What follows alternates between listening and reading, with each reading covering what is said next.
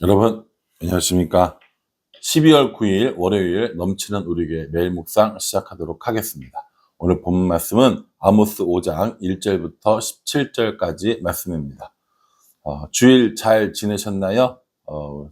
우리 교회는 리더십 축제를 통해서 여러 가지 또 것들을 상의하고 논의하고 또 그렇게 지내기도 했습니다. 여러분들도 12월이니까 1년을 잘 마무리하시고 또 새해 계획을 잘 세우시고 매일매일 하나님과 동행하여 하나님의 큰 은혜를 넘치도록 받는 우리 모두가 되기를 간절한 마음으로 기도하겠습니다. 어제 묵상하신 거 기억하세요? 어제 내 하나님 만날 일을 기다리라 라고 하면서 심판의 때가 이르렀음을 이야기했거든요.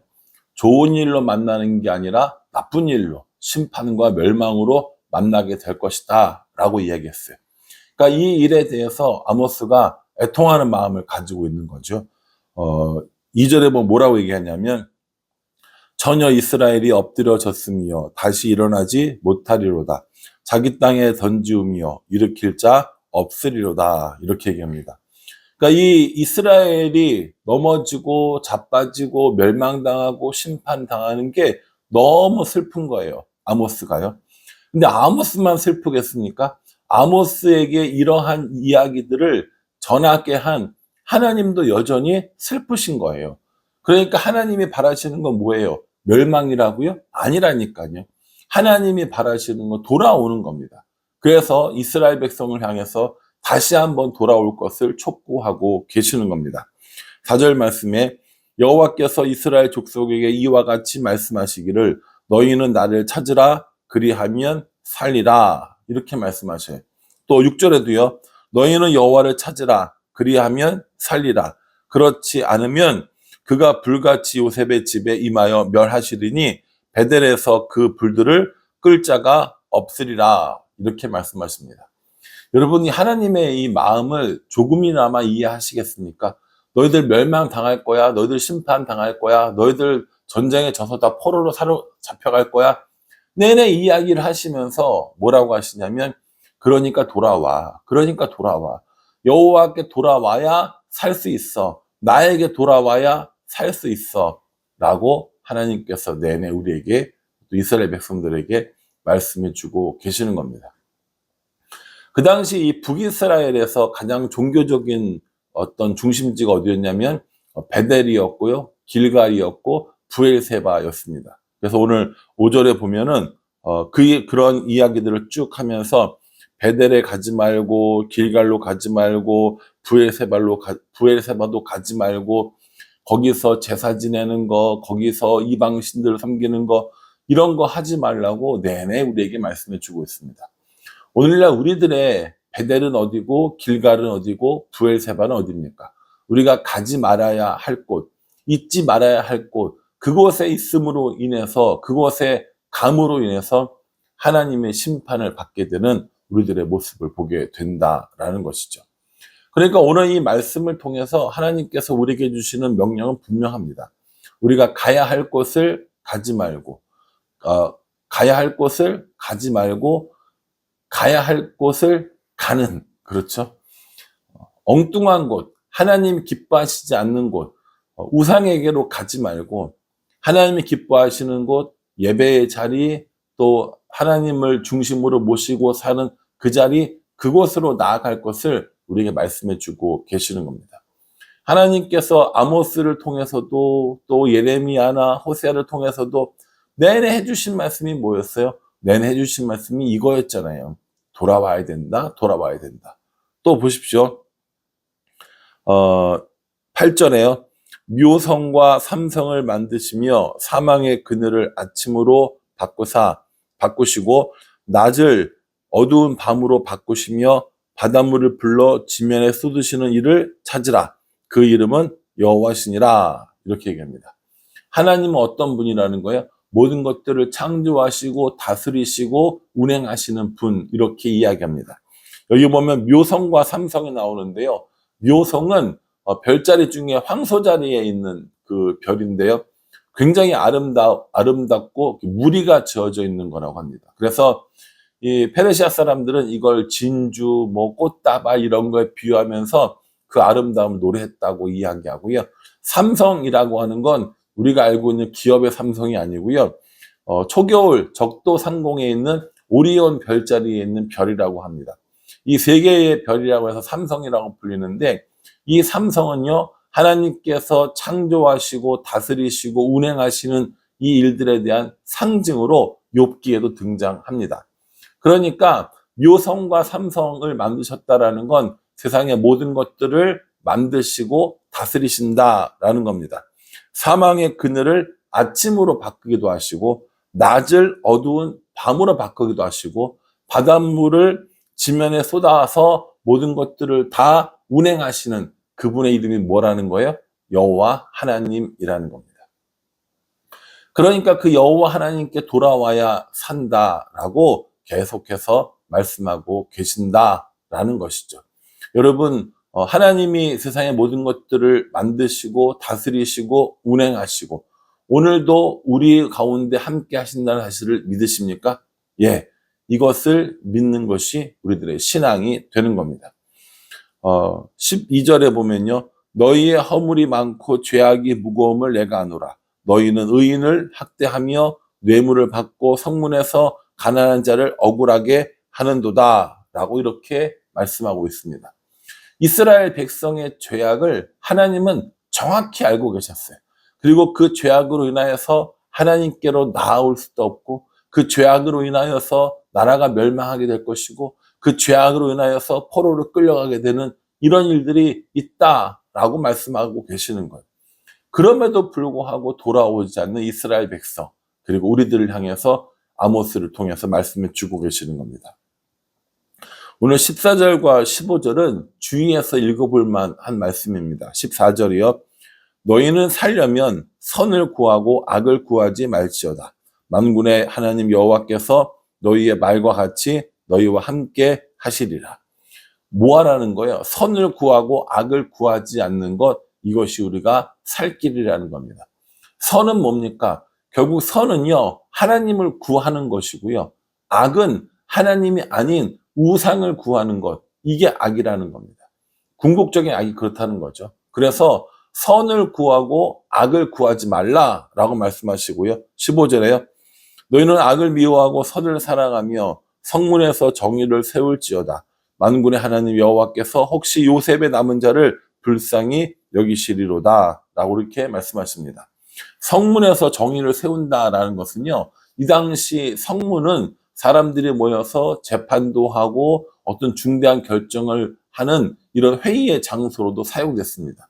그런데 재판도 하고 회의도 하고 뭔가 결정하는 그 자리에 뭐예요? 하나님의 정의가 없는 거예요. 하나님의 공의가 없는 겁니다.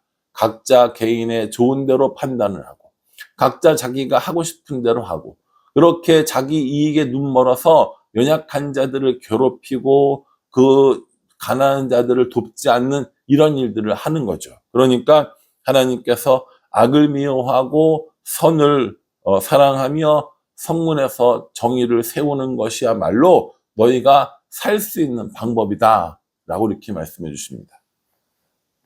여러분, 제가 자주 얘기하지만 하나님께서 이런 것들을 알려주실 필요가 있어요? 없어요? 없다니까요. 하나님은 이런 걸 알려주실 필요 없어요. 그냥 야, 너희들 죄를 졌어? 그럼 죄의 결과는 사망이야 라고 하면서 우리를 다 죽이시면 됩니다. 다 멸하시면 됩니다. 심판의 기준에 맞지 않아서 다 그들을 죽이시면 될 일인데, 하나님께서 내내 우리에게 뭐 하시는 거예요? 너희들 이렇게 하면 안 돼. 너희들 이렇게 하면 심판당해. 너희들 이렇게 되면 멸망해. 너희들 나라가 다 끝장날 거야. 내내 이야기를 하신다니까요. 그럼에도 불구하고 하나님께로 돌아오는 결단을 하지 못하는 이스라엘 백성이에요. 왜 그러냐면 그 하나님 이외에 다른 것들을 붙잡고 있는 그거를 버리면 내가 죽을 것 같은 거예요. 그걸 버리면 내가 손해볼 것 같은 거예요. 바알을 섬기고 아세라를 섬기고 아스타롯을 섬기고 이런 것들을 섬기고 있는데 내가 이것들을 안 섬기면 나에게 큰 화가 있을 것 같은 것이죠. 우리가 가지고 있는 우상들도 분명히 있다고 그랬어요. 그게 뭐 돈이든 뭐 명예든 권력이든 뭐 힘이든 뭐 자녀든 간에 뭐든지 간에 우리가 이게 없으면 안 된다고 하는 것들, 이게 없으면 큰일 난다고 하는 것들, 이게 없으면 내가 정말 손해볼 것 같다고 하는 것들, 그런 것들을 하나님께서 버릴 것을 명령하십니다. 여러분 오해하지 마십시오.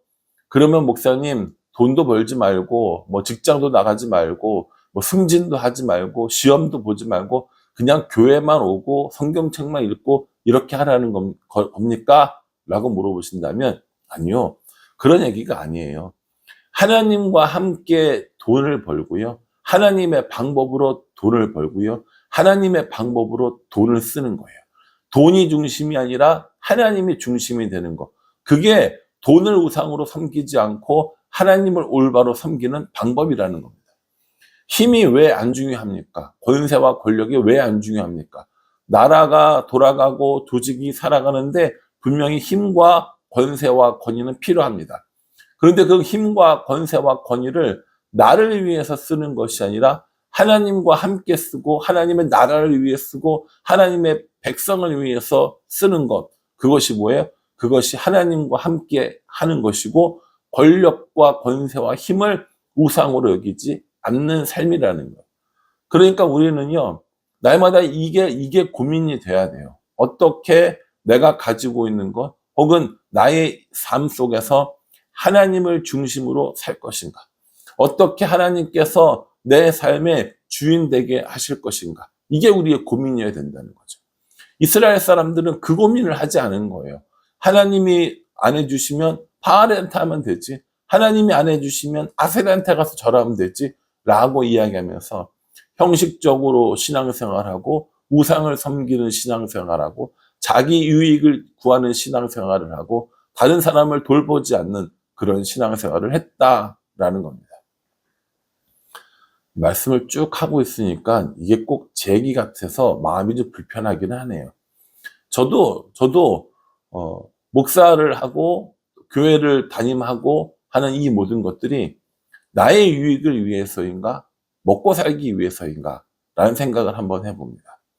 만약에 먹고 사는 문제 때문에 목사를 하고 하나님의 교회를 담임을 하고 한다면 세상에 이거보다 더 슬픈 일이 어디 있어요?